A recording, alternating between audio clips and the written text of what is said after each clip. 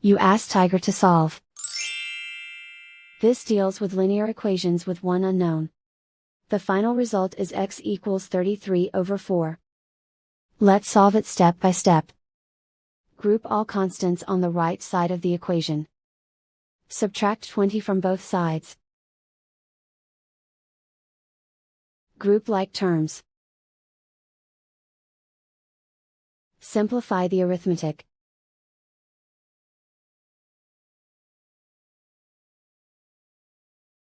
Isolate the x. Divide both sides by -4. Cancel out the negatives. Simplify the fraction.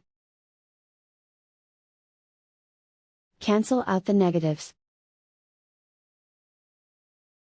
And so the final result is x equals 33 over 4.